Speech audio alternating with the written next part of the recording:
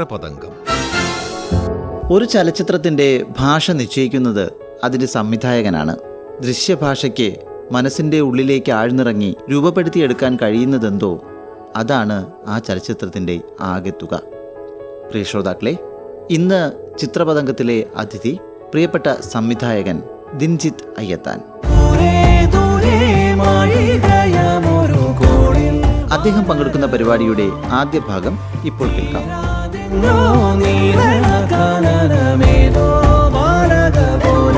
ഒരു ചിത്രം തിയേറ്ററിൽ എത്തിക്കുക എന്ന് പറയുന്നത് വളരെ കഠിനമായ ഒരു പ്രവൃത്തിയാണ്, ഒരു ജോലിയാണ്. അതിൽ കൂടുതൽ സന്തോഷിക്കുന്നത് എക്കോ പോലുള്ള സിനിമകൾ വരുന്നു, അത് വേൾഡ് പ്രീമിയർ ഷോയൊക്കെ നമ്മൾ കാണുന്ന രീതിയിലൊക്കെ അതിൻ്റെ ഒരു തലത്തിലേക്കൊക്കെ പോകുന്നു. വിഷ്വലി കഥ പറയുക എന്നൊക്കെ കേട്ടിട്ടുണ്ടല്ലോ, ആ രീതിയിലേക്കാണ് സിനിമകളിലേക്ക് കൊണ്ടെത്തുക എന്ന് പറയുന്നത്. അപ്പോൾ ഇതിൻ്റെ ഒരു വിഷ്വൽ സെൻസ് എങ്ങനെയാണത് ആലോചിച്ച് തുടങ്ങിയിട്ടുണ്ടാവുക, എഴുതാനിരിക്കുമ്പോഴും അതുപോലെ തന്നെ എന്താണ് അതിൻ്റെ കൂടെ സഞ്ചരിക്കുമ്പോഴൊക്കെ? ഫസ്റ്റ് ഓഫ് ഓൾ ഇത് ബാഹുലാണല്ലോ സ്ക്രിപ്റ്റ് റൈറ്റർ. അപ്പോൾ അവനെപ്പോഴും എന്ന് പറഞ്ഞാൽ ഈ സ്ക്രിപ്റ്റ് എനിക്ക് വായിക്കാൻ തരാറാണ്. ഒരിക്കലും അവൻ അതിന് പറയില്ല, എനിക്ക് ഒരു ഡിസ്ക്രൈബ് ചെയ്യില്ല. ഇങ്ങനെ ഫസ്റ്റ് തന്നെ എനിക്ക് സ്ക്രിപ്റ്റ് തരും, രഞ്ജിത്തേട്ട വായിച്ചിട്ട് പറയൂന്ന് പറയാം. അപ്പോൾ വായിക്കുമുണ്ടാകുന്ന നമ്മുടെ ഒരു സ്റ്റോറി വേൾഡ് ക്രിയേറ്റ് ചെയ്യുന്ന ഒരു സംഭവം ഉണ്ടല്ലോ, ആസ് എ വിഷ്വലൈസർ അല്ലെ ഫിലിം മേക്കർ എന്നുള്ളതിൽ അപ്പോൾ ഉണ്ടാക്കുന്ന ഒരു വേൾഡ് നമ്മൾ അപ്പം തന്നെ ക്രിയേറ്റ് ചെയ്യും. ലൈക്ക് ഞാൻ എന്ന് പറഞ്ഞ ഒരു ആർട്ടിസ്റ്റ് ആയതുകൊണ്ടും എനിക്ക് തോന്നുന്നു, ഞാൻ പെയിൻറ്റിംഗ് എല്ലാം വരയ്ക്കുന്ന ഒരാളാണ്. അപ്പോൾ അതുകൊണ്ട് എനിക്ക് തോന്നുന്നു നമ്മൾ ഓരോ വിഷ്വലും അപ്പം തന്നെ ക്രിയേറ്റ് ചെയ്യാണ്, ഒരു ക്യാരക്ടറിനെ ബിൽഡ് ചെയ്യുന്നതാണ്. അപ്പോൾ ഉണ്ടാകുന്ന ഒരു പ്രോഡക്റ്റ് ഉണ്ട്. അതിനേക്കാളും ലൊക്കേഷൻ ഹണ്ടിന് ശേഷമാണ് നമ്മൾ അതിന് റിയലായിട്ട് കാണുന്നത്. ഓക്കെ, ഇവിടെയാണ് നമ്മൾ അന്ന് കണ്ട ഇമേജിൻ്റെ അപ്പുറമായിട്ടുള്ള പല സ്ഥലങ്ങളുമാണ് നമ്മൾ പിന്നെ കാണാൻ പോകുന്നത്. അപ്പം തന്നെ ഞാൻ ചെറിയ രീതിയിൽ നമ്മൾ ഈ സ്കെച്ചസ് എല്ലാം ചെയ്തിട്ട് ഓക്കെ ഇതാണ് ഈ ഒരു ഏരിയയിലായിരിക്കും നമ്മൾ ഇങ്ങനത്തെ ഒരു ഷോട്ട് ഉണ്ടാവും, അല്ലെങ്കിൽ ഫൈനൽ ഷോട്ട് ഇപ്പോൾ നിങ്ങൾ കണ്ട ഷോട്ട് ഈ ഒരു മലേൻ്റെ ഇങ്ങനത്തെ ഒരു പാറ മുകളിലായിരിക്കും ഇരിക്കുന്നുണ്ടാവുക, ഇവിടെയാണ് ഇങ്ങനത്തെ ഒരു അതിൻ്റെ ഫൈനൽ എൻഡ് വരുന്നതെന്നുള്ള അങ്ങനത്തെ എല്ലാം ഓരോന്നപ്പം തന്നെ ബിൽഡ് ചെയ്തുകൊണ്ടിരിക്കുന്നു. അത് ആ എഴുത്തും അങ്ങനെയായിരുന്നു എന്ന് പറയാം. ഭയങ്കര ബ്യൂട്ടിഫുൾ എഴുത്തായിരുന്നു ബാഹുലിൻ്റെ എപ്പോഴും അങ്ങനെയാണ്. നമുക്ക് ഭയങ്കര ക്യൂരിയോസിറ്റി തോന്നുന്ന, അല്ലെങ്കിൽ ആ സ്ഥലങ്ങളിലെ കുറച്ചും കൂടി വർണ്ണിച്ചിട്ട് കൊണ്ടുള്ള എഴുത്തുമാണ്. അപ്പോൾ അതിന് ശേഷമുള്ള ഒരു പ്രോസസ്സ് എന്ന് പറഞ്ഞാൽ നമ്മളിങ്ങനെ ലൊക്കേഷൻ കാണുമ്പോൾ തന്നെ ഉണ്ടാകുന്ന പല ഇടങ്ങളും സംഭവങ്ങളും നമ്മൾ ഫോട്ടോ എടുത്തിട്ട് അതിനപ്പുറം നമ്മൾ ചെയ്യുന്ന കുറച്ച് വർക്കാണ് ബാക്കിയുള്ള.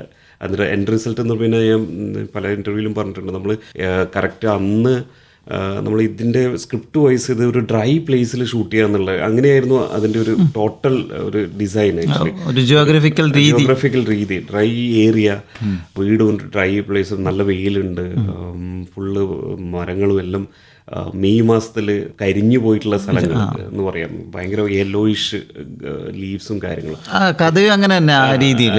പക്ഷേ ഒരു ഘട്ടത്തിൽ നമ്മൾ ലൊക്കേഷനിലും കണ്ട് നമ്മൾ മെയ് മാസം ഷൂട്ട് ചെയ്യാമെന്ന് വിചാരിച്ച് നിന്ന സമയത്ത് മഴ പെയ്യാൻ തുടങ്ങി. അപ്പം മഴ പെയ്ത് കഴിഞ്ഞാൽ അവിടെയുള്ള ഏരിയ എന്ന് പറഞ്ഞാൽ പെട്ടെന്ന് പച്ചപ്പാവും. ഈ പച്ചപ്പ് മാറിയിരുന്നു തന്നെ ഞങ്ങൾ ആകെ വല്ലാതെ വിഷമിച്ചു എന്ന് പറയാം. എന്ന് പറഞ്ഞാൽ നമ്മൾ കണ്ട ഒരു വിഷ്വലിൽ നിന്ന് മാറിയിട്ടൊരു സംഭവം വന്നു വേറൊരു തലത്തിലേക്ക്. പിന്നെ നോക്കുമ്പോൾ കാണുന്നതെന്ന് പറഞ്ഞാൽ പച്ചയായിട്ടുള്ള, നമ്മൾ സെറ്റെല്ലാം ഇട്ട് കഴിഞ്ഞ് നമ്മൾ ഷൂട്ട് തുടങ്ങുമ്പോൾ എന്ന് പറഞ്ഞാൽ ഫുൾ പച്ചപ്പാണ്, ഫുള്ള് ലീവ്സ് കയറി എല്ലാ രീതിയിലും ബ്ലൂയിഷ് ആൻഡ് ഗ്രീൻ, അങ്ങനത്തെ ഒരു ടെറൈനായിട്ട് മാറി. സങ്കടം ഉണ്ടായിരുന്നു. പക്ഷേ പിന്നെ നമ്മൾ നമ്മളെ ഫിലിം എന്ന് പറഞ്ഞാൽ നമുക്ക് ഒന്നും പ്രെഡിക്റ്റബിൾ അല്ല, ചില കാര്യങ്ങൾ നമുക്കൊന്നും നമ്മുടെ കയ്യിലില്ല. പക്ഷേ ഇപ്പം കാണുമ്പോൾ ഞാൻ മനസ്സിലാക്കുന്നതാണ് ഇതൊരു ബ്ലെസ്സിങ് ആണ് നമുക്ക്. ടോട്ടൽ ഇപ്പോൾ അത് ആൾക്കാർ പറയുന്നതെന്ന് പറഞ്ഞാൽ നിങ്ങൾ എന്ത് രസത്തിലാണ് ആ തണുപ്പ് അവർക്ക് കിട്ടുന്നുണ്ട് എന്നുള്ള രീതിയിലാണ് പറയുന്നത്. ആ കളറും ആ തണുപ്പും എല്ലാം കിട്ടുന്നത്. ഞാൻ മനസ്സിലാക്കിയെന്ന് പറഞ്ഞാൽ അന്ന് നമ്മൾ കഷ്ടപ്പെട്ടെന്ന് പറഞ്ഞാൽ അന്ന് ഭയങ്കര ഹെവി റെയിൻ ആയിരുന്നു, ഹെവി വിൻഡായിരുന്നു, ഹെവി ഫോഗായിരുന്നു. ഇതിൽ ആകെ കുറച്ച് സമയം നമുക്ക് ഒരു ഷൂട്ടിംഗ് ടൈം ഉണ്ടായിരുന്നു. അപ്പോൾ ഈ സമയത്തെല്ലാം നമ്മൾ അന്ന് കുറച്ച് കഷ്ടപ്പെട്ടു. നമുക്ക് വല്ലാതെ സങ്കടം വരും എന്ന് പറഞ്ഞാൽ നമുക്ക് ടൈമില്ല. നമ്മൾ ഒരു ആക്ടേഴ്സ് പോലും കുറച്ച് സമയം ഇരുന്നിട്ട് അവർ പിന്നെയും വേറെ കാര്യങ്ങളിലേക്ക് അങ്ങനെ ഇൻ ബിറ്റ്വീൻ ടൈം എനിക്കൊന്ന് ഒരു 3 മണിക്കൂറിൽ ഒരു മണിക്കൂറായിട്ട് നമ്മൾ ഷൂട്ട് ചെയ്യാൻ പറ്റുള്ളൂ. ആ രീതിയിലായിരുന്നു. മഴ പെയ്യും, പിന്നെ ഫോഗ് വരും, പിന്നെ അതിനുശേഷമുള്ള ടൈം പിന്നെയും മഴ വരും, ഫോഗ് വരും. അപ്പം നമ്മൾ ഇങ്ങനെയായിരുന്നു ഷൂട്ട് ചെയ്തുകൊണ്ടിരുന്നത്. എക്സാക്ട് ലൊക്കേഷൻ എവിടെയായിരുന്നു തമ്പടിച്ചിരുന്ന സ്ഥലം? കാഞ്ഞാറ് കുളമാവ് എന്നെല്ലാം പറഞ്ഞ സ്ഥലങ്ങൾ, അതിൻ്റെ ചുറ്റുവട്ടം. കാഞ്ഞാറ് പ്രോപ്പർ കാഞ്ഞാറല്ല, അതിൻ്റെ ഉള്ളോട്ടുള്ള ഏരിയയാണ്. അതും കഴിഞ്ഞിട്ട് ചില 2 മലകളെല്ലാം നമ്മൾ കയറി ഇറങ്ങി പോകുന്ന സ്ഥലങ്ങളാണ്. അപ്പോൾ ഇതുവരെ ആരും എനിക്ക് തോന്നുന്നില്ല അടുത്ത കാലത്തൊന്നും എക്സ്പ്ലോർ ചെയ്യാത്ത സ്ഥലങ്ങളാണ്. അതിന് നമ്മളിങ്ങനെ ആഗ്രഹിച്ചിട്ടുണ്ടായിരുന്നു, ഇതെല്ലാം കേരള ടൂറിസം എല്ലാം പോയിട്ട് നമ്മുടെ മൂവിനെ ഒന്ന് പ്രൊമോട്ട് ചെയ്യണം എന്നെല്ലാം അത്രത്തോളം വിഷ്വൽ ബ്യൂട്ടിയിൽ അതുകൊണ്ട് അങ്ങനെ ഒരു ടൂറിസ്റ്റ് പ്ലേസ് അല്ല ആ ഏരിയ. പക്ഷേങ്കിൽ അതെല്ലാം പ്രൈവറ്റ് പ്രോപ്പർട്ടീസാണ്. പല ഏരിയയും പ്രൈവറ്റ് പ്രോപ്പർട്ടീസിലാണ് നമ്മൾ ഷൂട്ട് ചെയ്തത്. അപ്പം ഞാനിങ്ങനെ ചില അന്ന സമയത്ത് ഷൂട്ടുള്ള സമയത്ത് ഞാൻ പറയാറുണ്ട് എൻ്റെ വൈഫിനോടല്ലോ, നിങ്ങൾ ടൂറിസ്റ്റ് പ്ലേസ് കാണുന്നതിനെക്കാട്ടും കൂടുതൽ നമ്മൾ ഭാഗ്യവന്മാരാണ്. എന്താ പറഞ്ഞാൽ നമ്മൾ എക്സ്പ്ലോർ ചെയ്യുന്ന സ്ഥലങ്ങളില്ലേ, അത് ഒരു ഭാഗ്യം തന്നെയാണ്. നമ്മൾ പലതും കാണുന്നു, നമുക്ക് വേണ്ട സാധനം അത്രയും ബ്യൂട്ടിയുള്ള സ്ഥലങ്ങൾ മാത്രമേ നമ്മൾ സെലക്ട് ചെയ്യുന്നുള്ളൂ, അത് ഉള്ളോട്ടുള്ള ഏരിയയിൽ. അപ്പോൾ അങ്ങനത്തെ കാര്യത്തിൽ നമ്മൾ ബ്ലെസ്സിങ് ആണ്. ടോട്ടൽ എല്ലാം എല്ലാ രീതിയിലും നല്ല രീതിയിൽ കിട്ടിയെന്നുള്ളതാണ്.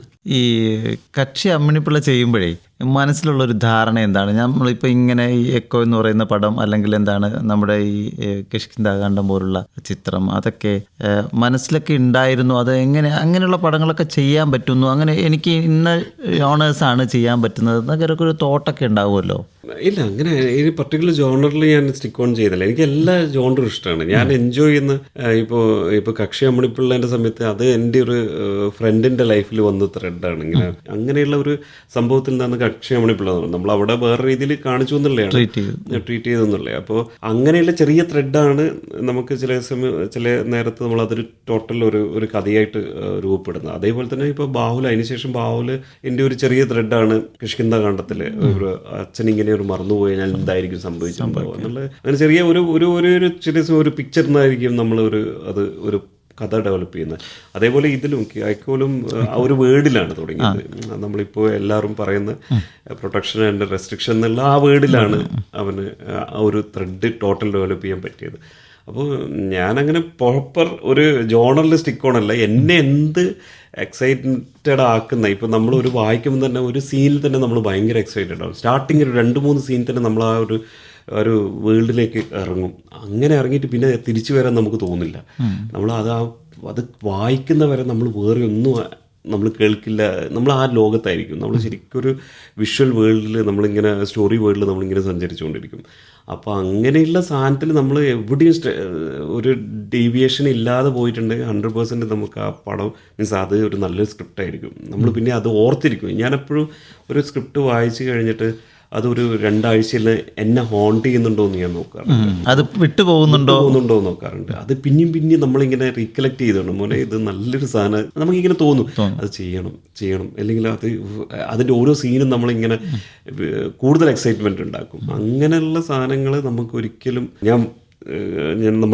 ഞാനപ്പം തന്നെ പറയും ഓക്കേടാ നമ്മളെന്തായാലും ചെയ്യുന്നെന്ന് പറയും. അങ്ങനെ ഈ ശരിക്കും ഈ സിനിമ ഒരു ചലച്ചിത്രം എന്ന് പറയുന്നത് വിഷ്വലി കഥ പറയുക എന്നുള്ളതാണ്.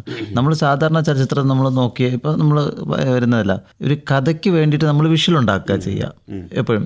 അപ്പോൾ അതിൻ്റെ ബാക്ക്ഗ്രൗണ്ടിൽ BGM നരേഷൻ കൊടുക്കുന്നു, അങ്ങനെ പല രീതിയിലും പല സങ്കേതത്തിലുമാണ് നമ്മൾ ഉണ്ടാക്കിയെടുക്കുക ഒരു പൂർണ്ണതയ്ക്ക് വേണ്ടിയിട്ട്. പക്ഷേ നിങ്ങളുടെ ഈ അവസാനത്തെ ഈ 2 ചിത്രങ്ങളും, അതായത് കിഷ്കിന്ധാകാന്ഡവും അതുപോലെ തന്നെ ഇക്കോയും, വിഷ്വലി അത് നരേറ്റ് ചെയ്യുന്നുണ്ട് എന്നുള്ളത്, അതിന് പ്രത്യേകിച്ച് ഡയലോഗ്സ് ഒന്നും വേണ്ട എന്നുള്ളതാണ് എൻ്റെ ഒരു ചിന്ത കേട്ടോ. അത് അങ്ങനെ അപ്പോൾ നിങ്ങളിപ്പോൾ ആർട്ടിസ്റ്റ് ആയതുകൊണ്ട്, അദ്ദേഹം ക്യാമറാമാൻ, ബാഹുല് ക്യാമറ കൈകാര്യം ചെയ്യുന്ന ഒരാളാണ്, അദ്ദേഹം വിഷ്വലാണ്, നിങ്ങൾ ഒരു ആർട്ടിസ്റ്റാണ്, വരയ്ക്കുന്ന ആളാണ്. അപ്പോൾ ഈ 2 പേരും ചേർന്ന് വിഷ്വലി കഥ പറയുന്ന ഒരു സാധനത്തെ ഉണ്ടാക്കുക എന്ന് പറഞ്ഞാൽ, ഈ 2 സിനിമകളിലൊക്കെ ഉണ്ടാക്കുക എന്ന് പറഞ്ഞാൽ അത് വളരെ അപൂർവമാണ് ഈ വിഷ്വലി കഥ പറയുന്ന ഒരു സംഭവം ഉണ്ടാകുക എന്ന് പറഞ്ഞാൽ. എനിക്കത് അങ്ങനെ തോന്നുന്നുണ്ട്. എന്താണ് അതിനെക്കുറിച്ചുള്ള ഒരു അഭിപ്രായം? ഇപ്പോൾ ബാഹുല് നമ്മളൊരു പ്രോപ്പർ DOP ആണ്, റൈറ്ററും കൂടിയാണ്. അപ്പോൾ അവന് ആ സമയത്ത് തന്നെ അവൻ എഴുതുമ്പോൾ തന്നെ അവനൊരു വിഷ്വൽ ഉണ്ടാക്കുന്നുണ്ട്. ഒരു ക്യാമറ എവിടെ വെക്കണം, ഏത് ഇതേ സംഭവം തന്നെ എനിക്ക് തോന്നിയതെന്ന് പറഞ്ഞാൽ ഞാനും അവനുള്ള ഒരു ഒരു റാപ്പ് എന്ന് പറഞ്ഞാൽ ഞാനും അതേ തോട്ടിൽ തന്നെയാണ് പോകുന്നത്. ഇപ്പം ഞാനത് വായിക്കുമ്പോൾ ഉണ്ടാകുന്ന എനിക്ക് കിട്ടുന്ന വിഷ്വലും ചില സമയം ഞാൻ ആലോചിക്കാറുണ്ട് ഇതും രണ്ടും ഒരേ തലത്തിൽ തന്നെയാണല്ലോ എന്നുള്ളത്. അതുകൊണ്ടായിരിക്കാം എനിക്ക് തോന്നുന്നു അതിനൊരു ലൈഫ് വരുന്നത്. ലൈക്ക് നമ്മളുടെ ഇടയിൽ ഡിസ്കണക്ഷൻ എവിടെയോ ഇല്ല, എല്ലാം ഒരേ പോയിന്റിലേക്കാണ് നമ്മൾ പോയി സഞ്ചരിച്ചുകൊണ്ടിരിക്കുന്നത് പലപ്പോഴും തോന്നിയിട്ടുണ്ട്. എന്താണ് നമ്മൾ സംസാരിക്കുന്നത്, അതുകൊണ്ടായിരിക്കും നമ്മൾ കൂടുതൽ ബോണ്ടിങ് സ്ട്രോങ് ആണ്. അപ്പോൾ ഈ ഒരു വിഷ്വലാണെങ്കിൽ അതിന് ഓക്കെ എങ്ങനെ വേണം, ഏത് രീതിയിൽ വേണം എന്നുള്ളത് നമ്മൾ ആദ്യം തന്നെ പക്ക ഒരു ഫ്രെയിം ഉണ്ടാക്കാറുണ്ട്. ഓക്കെ, നമ്മൾ മുന്നേലും ഞാൻ എനിക്കൊന്ന് കിഷ്കിന്താണ്ട സമയത്ത് തന്നെ ഞാനും അവനും പ്രോപ്പർലി ക്യാമറ എവിടെ വെക്കണം, ഏത് രീതിയിൽ ഏത് ആംഗിളിലായിരിക്കും ഫസ്റ്റ് ഷോട്ട്, അല്ലെങ്കിൽ അതിന്റെ ക്ലോസ് ഷോട്ട് എങ്ങനെ ഉണ്ടാവും, ഇങ്ങനത്തെ ചർച്ചകൾ എപ്പോഴും ഉണ്ടാവും. ആദ്യം തന്നെ ഡിസൈഡ് ചെയ്യും. നമ്മളൊരു ബ്ലൂ പ്രിന്റ് ഉണ്ടാക്കിയിട്ട് ഒരു ടോപ്പ് ആംഗിൾ ഷോട്ടിൽ നമ്മൾ ആദ്യം തന്നെ മെയിൻ തിങ് എന്ന് പറഞ്ഞാൽ നമ്മൾ ആ ലൊക്കേഷൻ ലോക്ക് ചെയ്യുക എന്നുള്ളതാണ് ഏറ്റവും ഇമ്പോർട്ടൻറ്റ് തിങ്. ഈ ലൊക്കേഷൻ ലോക്ക് ചെയ്തിട്ടുണ്ടെങ്കിൽ നമുക്ക് പിന്നെ ഉള്ളത് എവിടെ വെക്കാം. ഇപ്പോൾ ഈ റൂമിലാണ് നമ്മൾ ഈ ഇമ്പോർട്ടൻറ്റ് ഷോട്ട് വെക്കുന്നുണ്ട്, ആ റൂമിൽ ഓക്കെ എന്തൊക്കെ വേണം എന്നുള്ള ആർട്ട് ഡയറക്ടറുമായിട്ട് ഒരു ധാരണ ഉണ്ടാവും. നമ്മൾ ഓക്കെ ഇങ്ങനെ ഇവിടെ ടേബിൾ വെക്കാം, ഇങ്ങനെയാണെങ്കിൽ ഈ സൈഡിലൂടെ ഈ സീൻ കഴിഞ്ഞാൽ പുറത്തു പോവാം, ഈ ഡോറിലൂടെ ആയിരിക്കും പുറത്തു പോവുക. അപ്പം ഈ ഒരു സംഭവം പറഞ്ഞ് അതിനുശേഷം നമ്മൾ ഉണ്ടാക്കുന്ന ഒരു ഹോംവർക്ക് ഉണ്ട്. ലൈക്ക് നമ്മൾ സ്റ്റേജിങ്, നമുക്ക് ഈ ക്യാമറ ഇവിടെ ആർട്ടിസ്റ്റിനെ ഇവിടെ ഇരുത്താം, ഇവിടെ മറ്റേ ആർട്ടിസ്റ്റ് സംസാരിക്കുന്നു, ഒരാൾ ഇതിലൂടെ വരുന്നു, ഇങ്ങനെയുള്ള ഒരു കൊറിയോഗ്രാഫ് സ്റ്റേജിങ് നമ്മൾ ആദ്യം തന്നെ ഡിസൈഡ് ചെയ്യും. അപ്പോൾ ഇത് ഭയങ്കര ഉപകരിക്കാറുണ്ട് എന്നുള്ളതാണ്. അത് ഒരേ തോട്ടിലാണ്. അപ്പോൾ ഈ ക്യാമറമാനോ ആയതുകൊണ്ട് നമുക്ക് അവിടെ എളുപ്പമാണ്. നമ്മളതും കുറച്ചും കൂടിയും എൻ്റെ സ്റ്റൈലും ഞാനും ബാഹുലും കൂടുതൽ ഭയങ്കര ഫ്രീ ഫ്ലോ ആയിട്ട് പോകാന്നുള്ള ഒരു സാധനമുണ്ട്. ലൈക്ക് ഭയങ്കര സ്റ്റാറ്റിക് ആയിട്ട് ഒരു ഫ്രെയിം വെക്കാതെ അതിന് ലൈഫ് കൊടുക്കുക എന്നുള്ളൊരു സംഭവത്തിലേക്ക് കൂടുതൽ ഇഷ്ടപ്പെടുന്ന ഞാനായാലും അവനായാലും ഇഷ്ടപ്പെടുന്നുണ്ട് തോന്നുന്നത്. അതുകൊണ്ട് എപ്പോഴും നമ്മൾ സംസാരിക്കുമ്പോൾ നിങ്ങൾ കാണുമ്പോൾ എല്ലാ ക്യാമറ മൂവ്മെൻറ്റ് കുറച്ചൊരു ഷെയ്ക്ക് ഉണ്ടാവും, ചെറിയൊരു മൂവ്മെൻറ്റ് ഉണ്ടാവും.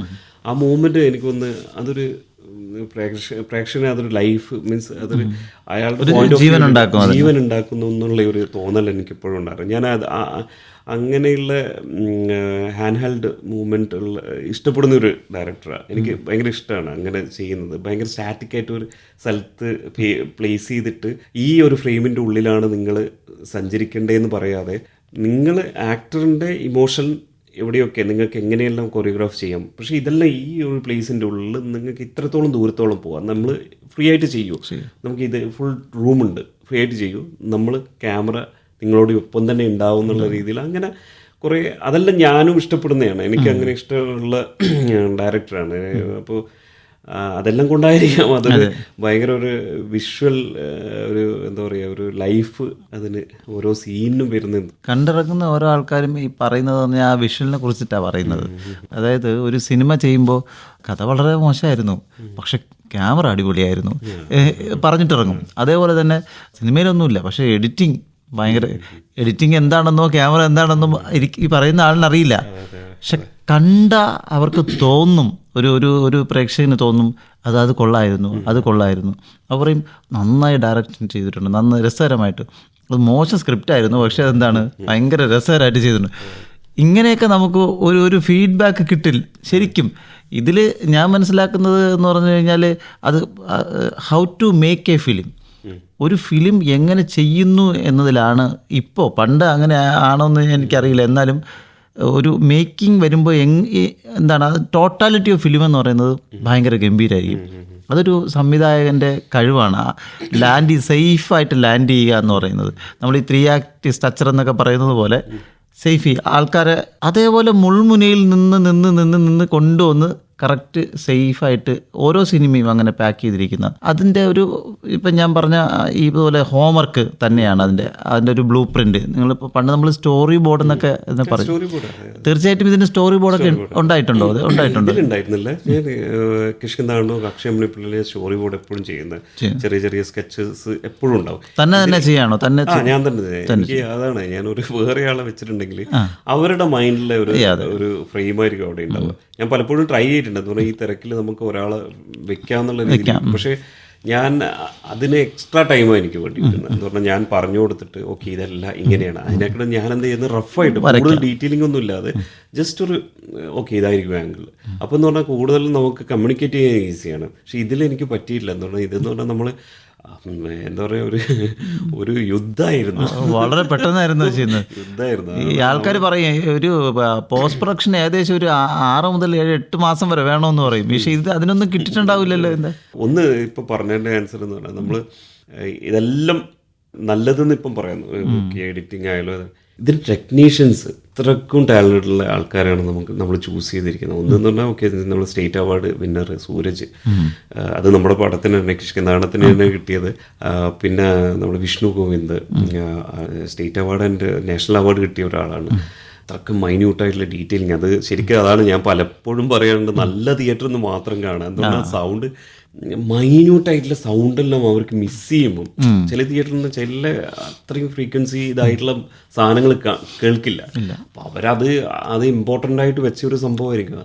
അത് നമ്മൾ പോലും ചില സമയം നമുക്ക് ആദ്യം കേൾക്കാന്ന് പറഞ്ഞാൽ നമ്മൾ ഏതെങ്കിലും യൂബിന്നോ എവിടെ നിന്നെങ്കിലും നമ്മൾ കാണുന്നത്, പിന്നെ ഒരു സ്ഥലത്തും നമ്മൾ കാണുന്നില്ല. അത് അവൻ്റെ സ്റ്റുഡിയോ എന്ന് മാത്രമായിരിക്കും ആദ്യം അത്രയും മൈന്യൂട്ട് അതിൻ്റെ ഡീറ്റെയിലിംഗ് കേൾക്കാൻ പറ്റുക.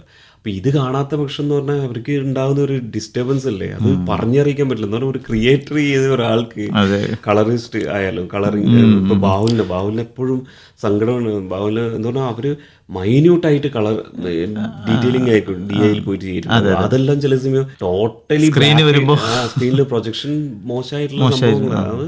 അതുകൊണ്ട് ഇപ്പൊ എനിക്ക് മനസ്സിലാകുന്ന പറഞ്ഞാൽ പല തിയേറ്റേഴ്സും വലിയ ഇത് അറ്റ്മോസ് ഉണ്ട് അതുണ്ട് എന്നെല്ലാം പറഞ്ഞാൽ കൂടെ അതിന്റെ കറക്റ്റ് കാലിബ്രേഷൻ ഒന്നും ചെയ്യാതെ അല്ലെങ്കിൽ പ്രൊജക്ഷനിൽ പ്രോപ്പർ അതിനെ മെയിൻറ്റെയിൻ ചെയ്യാതെയുള്ള തിയേറ്റേഴ്സാണ് പലതും ഇവിടെ ഉള്ളത്. അപ്പോൾ അത് നമ്മൾ ഇത്രയും പൈസ കൊടുത്തിട്ടുള്ള പ്രേക്ഷകർ നമ്മൾ കാണുന്ന ക്വാളിറ്റി അല്ല കാണുന്നത്, മനസ്സിലായില്ല. അതുകൊണ്ട് ഭയങ്കര സങ്കടമുണ്ട്. അപ്പം അങ്ങനത്തെ കറക്റ്റ് ആൾക്കാരാണ് നമ്മൾക്ക് ഉള്ളത്. ഇപ്പോൾ അതിനുശേഷം ആർട്ട് ഡയറക്ടർ സജീഷ്, അയ്യോ ബ്രില്യൻ വർക്കാണ്, അത്രയ്ക്കും ബ്യൂട്ടി ആയിട്ടാണ് നമ്മളെ സെറ്റ് ചെയ്തത്. ഒരാൾ പോലും അവിടെ വന്ന് കണ്ടു കഴിഞ്ഞാൽ അവർക്ക് മനസ്സിലാവില്ല. അത് അത്രയും ഒറിജിനൽ വർക്ക്സ് ആണ് അയാൾ ചെയ്യുന്നത്. ഇപ്പോൾ നമ്മുടെ മലേഷ്യൻ സീക്വൻസ് എല്ലാം കണ്ടിട്ടുണ്ട്. അങ്ങനെയുള്ള ടെക്നീഷ്യൻസ് ആണ് നമ്മളിൽ വർക്ക് ചെയ്യുന്നത്. മലയാള ഭാഷയിൽ എന്തോ ഒരു പേര് പറയാറുണ്ട്.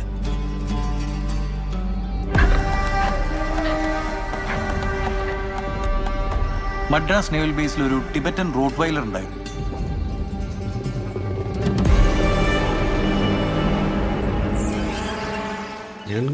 എനിക്കൊന്ന് പഠിക്കുന്ന സമയം മുതൽ ഫോറിൻ ഫിലിംസിനോട് ഭയങ്കരമായിട്ടുള്ള ഇഷ്ടമുള്ള ആളാണ്. നമ്മൾ അന്നല്ലെന്ന് പറഞ്ഞാൽ CD ആയിരുന്നു. അപ്പോൾ ബാംഗ്ലൂരിൽ ഈ CD ഇതായിട്ട് വാങ്ങിക്കാറുള്ള ലൈഫായിരുന്നു. പിന്നെ ഓക്കെ, ഇപ്പോഴത്തെ കാലത്ത് പിന്നെ അതൊന്നും ആവശ്യമില്ല, സെറ്റിൽ കിട്ടുമല്ലോ. അപ്പോൾ അങ്ങനെ ഫോറിൻ ഫിലിംസിനോട് ഭയങ്കര ഇഷ്ടമാണ്.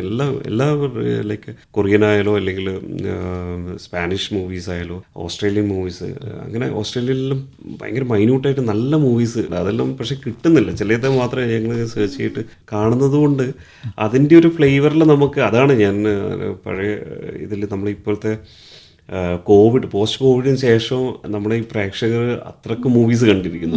അന്ന് കണ്ടന്റ് ഇല്ല, മലയാളം കണ്ടു മടുത്തു. പിന്നെ അവർ കാണുന്നതെന്ന് പറഞ്ഞാൽ ഫോറിൻ ഫിലിംസ് ആണ്. അപ്പൊ ഈ ഫോറിൻ ഫിലിംസ് എല്ലാം കണ്ടിട്ട് ഓഡിയൻസ് എന്ന് പറഞ്ഞാൽ അവർ ആ വേറെ ലെവലിലാണ് ഇപ്പോൾ ഉള്ളത്. ഈ ലെവലിലേക്കാണ് നമ്മൾ പോയിക്കൊണ്ടിരിക്കുന്നത്. മനസ്സിലായില്ല, നമ്മള് അവരെ ഇനി നെക്സ്റ്റ് അവർ മാത്രമല്ല, ഞാൻ മനസ്സിലാക്കിയെന്ന് പറഞ്ഞാൽ ഇപ്പോഴത്തെ ഒരു ജനറേഷൻ എന്ന് പറഞ്ഞാൽ ഇപ്പം എൻ്റെ മകൻ ഇപ്പോൾ ഒരു നല്ല വയസ്സായി, ഇപ്പോൾ ഒരു കോളേജിലെത്താറായി. അപ്പോൾ അങ്ങനത്തെ ഒരു സ്റ്റേജിൽ ഇവരെ ഒരു ജനറേഷനെയാണ് ഇനി നമ്മൾ കാണേണ്ടത്. ബാക്കിയുള്ള ഒരു ജനറേഷൻ പോയി, മനസ്സിലായില്ലേ?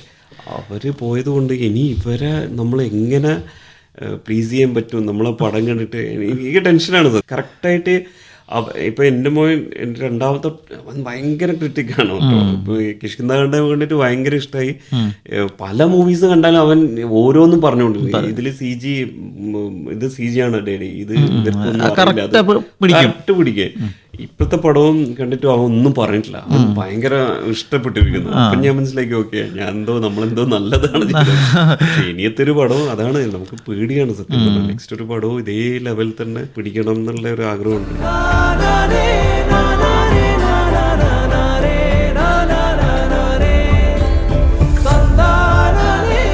സംവിധായകൻ ദിൻജിത്ത് അയ്യത്താൻ പങ്കെടുത്ത പരിപാടിയാണ് ശ്രോതാക്കൾ ഇതുവരെ കേട്ടത്.